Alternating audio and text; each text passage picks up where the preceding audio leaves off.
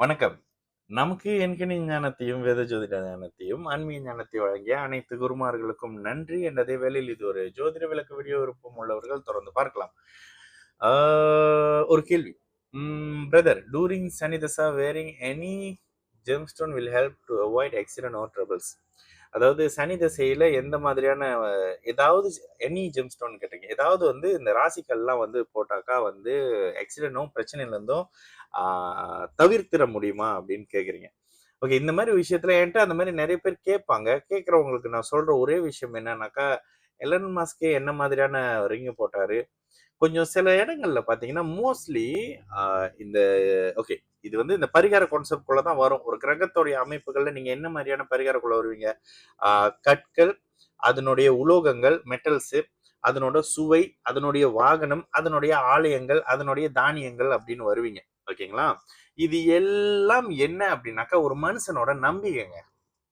நீங்க நம்புறீங்க, இது போட்டுக்கிட்டா என்ன இதை காப்பாத்திரும் அப்படின்னு. ஆனா பிளானட் என்ன செய்வாங்க அப்படின்னாக்கா, பிளானட்டுக்கு கொடுக்கப்பட்ட சில டியூட்டி இருக்குங்க. அவங்களுக்கு ஒரு ஜாப் இருக்கும். என்ன ஜாப்?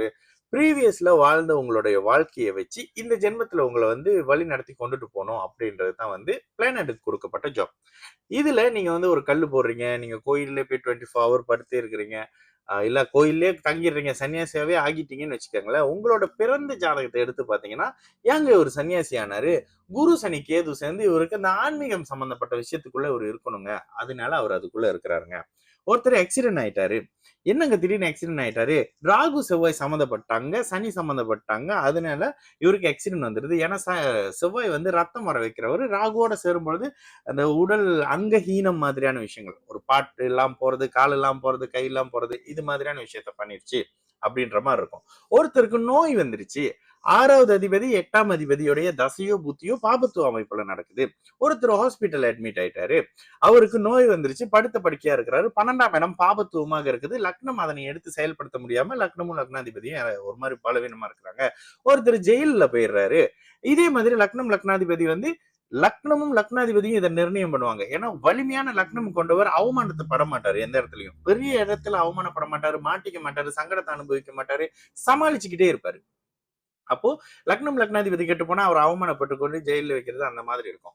ஒருத்தர் நல்லா இருக்கிறாரு, லக்னத்தை குரு பாக்குறாரு, லக்னாதிபதி நல்லா இருக்கிறாரு, லக்னம் லக்னாதிபதி வலுத்து யோக தசை நடக்குது, அவர் கல்லு போட வேண்டிய அவசியமே இல்லை. இப்ப சொன்ன ஹாஸ்பிட்டல்ல இருக்கிறாருல, ஐசியூல ஒருத்தர் இருக்காருல்ல, அவருக்கு அவருக்கு பெஸ்ட் கல்லு கொண்டு போட்டுறோம்னு வச்சுக்கோங்க. என்ன பண்ணுவாரு? அவருக்கு டைம் முடிச்சோடனே மண்டையை போட்டுருவாருங்க. இவ்வளவுதானே? அப்போ ஒருத்தருக்கு கொடுக்கப்பட்ட ஆயுள் இவ்வளவுதான். ஓகேங்களா? அப்படி இல்லைங்க, இதெல்லாம் போட்டு ஒருத்தர் வாழ்றாரு அப்படின்னாக்கா, நீங்க விதியை மீறி, நான் என்ன சொல்றேன், கடவுள் விதிக்கு உட்பட்டவருங்க. கடவுளுடைய விதியை ஃபாலோ பண்ணி தான் பிளானட் தன்னுடைய கடமைகளை செய்யுது. இப்ப ஒரு மனிதனுக்கு கொடுக்கப்பட்ட ஆயுள் எவ்வளவு? 120ங்க ஆவரேஜா. ஓகேங்களா? அதுல இருந்து குறைஞ்சு குறைஞ்சு குறைஞ்சு நம்ம வரோம். இப்போ ஒருத்தர் ஒரு ஜெம்ஸ்டோன் போட்டாருங்க, அவர் 300 வருஷம் வாழ்ந்துகிட்டு இருக்காரு. அந்த மாதிரி ஒருத்தங்க காட்டுங்க, நான் ஆமாங்க ஜெம்ஸ்டோன் வேலை செய்யுதுன்னு சொல்லுவேன். அதே மாதிரி ஒருத்தர் 150 வயசை தாண்டி வாழ்ந்துகிட்டு இருக்கிறாரு. அவர் ஒரு பரிகாரம் பண்ணாருங்க. இது ஐசியூல அட்மிட் பண்ணியிருந்தோம். ஒரு பரிகாரம் ஒண்ணு பண்ணாரு. அதை பண்ணதுல இருந்து அவருக்கு ஆயிலே நிக்கலங்க. அப்படி ஆயிலே இல்லைங்க, ஸ்டாப் ஆகலன்னு சொல்லி யாராவது இருந்தா கூட்டிட்டு வாங்க. நான் அதுக்கப்புறம் நானும் கண்டிப்பா பரிகாரம் அப்படின்ற விஷயத்த சஜஸ்ட் பண்றேன். உடனே நீங்க புராண கதையில இருந்து கேட்பீங்க. எங்க இருந்து கேட்பீங்க? மார்க்கண்டேயன் வந்தாரே, அவரோட ஆயுள் திரும்ப கொடுக்கப்பட்டுச்சு. சத்தியவான் சாவித்திரி சூரியனையே தடுத்து நிறுத்தினாங்களே, அந்த யுகமே வேறங்க. அது ஆன்மீக யுகம். சொன்ன மாதிரி எல்லாம் நடந்துக்குவாங்க. அந்த மாதிரி ஒரு விஷயம். அங்க சத்தியம் மட்டும் தான் பேசப்படும். இங்க சத்தியம் மட்டுமா பேசுது?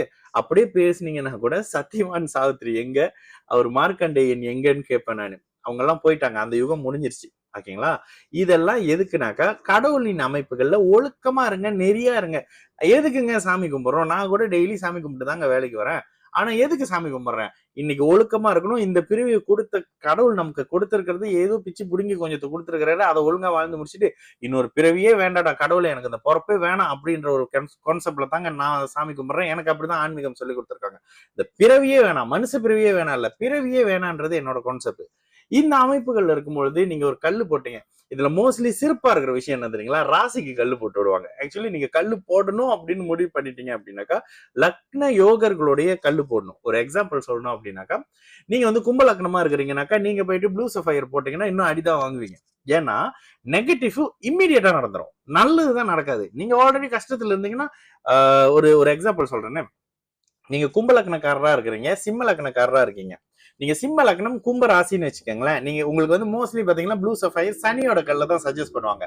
அதை போட்டதுல இருந்து படாத பாடு பட்டுக்கிட்டு இருப்பீங்க. ஏன்னா சனி வந்து சிம்மத்துக்கும் கடகத்துக்கும் சிம்மத்துக்கும் சனி வந்த உடனே ஏதாவது பண்ணணும்னு நினைப்பாரு. இந்த இந்த எனர்ஜி வந்து என்ன பண்ணும், உங்களை நெகட்டிவா ரன் பண்ணி கொண்டுட்டு போய்கிட்டு இருக்கும். ஓகேங்களா? ராசிக்கு கல்லு போடுறதும் தப்பு. தயவு செய்து போடணும்னு நினைச்சீங்கன்னாக்கா ஒரு கும்ப லக்னமா இருக்கீங்கன்னா சனியோட கல்லு போடக்கூடாது. லக்ன யோகர்னு சொல்லப்படக்கூடிய சுக்கிரன் தான் உங்களுக்கு யோகர். புதன் கூட 6 8ஆம் அதிபதியா வந்துருவாரு மகர கும்ப லக்னங்களுக்கு.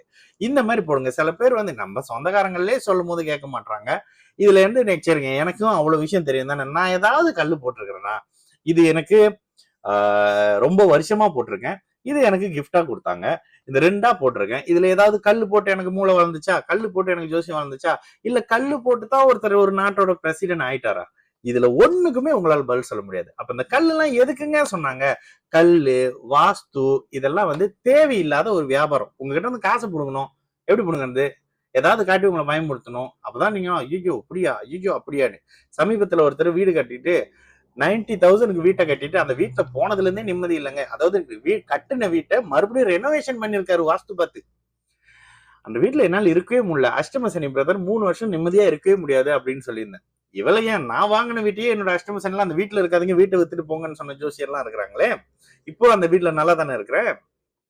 தயவு செய்து பிராக்டிக்கலாக உங்களுக்கு எது கொடுக்கப்பட்டிருக்கோ. இன்னொன்னு சொல்லிடுவேன், உங்களுக்கு நேரம் சரியா இருந்தா நல்ல வீட்டுல போய் குடியிருப்பீங்க. நேரம் சரியில்லைன்னா பேய் பிசாசு மந்திரம் மாந்திரிகம்ன்ற மாதிரியான விஷயத்துல மாட்டிக்கிட்டு தேவையில்லாம காசை கரியாக்கிட்டு இருப்பீங்க. இவ்வளவுதாங்க விஷயம். சரிங்களா? இதுல இதை விட எனக்கு வேற எப்படி எக்ஸ்பிளைன் பண்றது தெரியல. ரொம்ப ரோவாவே கொடுத்துருக்கேன்னு நினைக்கிறேன். அதாவது நடக்கிறது தான் நடக்கும். நீங்க எந்த சாமி வேணாலும் கும்பிடுங்க, எப்படிப்பட்ட சாமி வேணாலும் கும்பிடுங்க. சரிங்களா? நல்லது நடக்கும். எல்லாரும் நல்லா இருப்போம். வணக்கம்.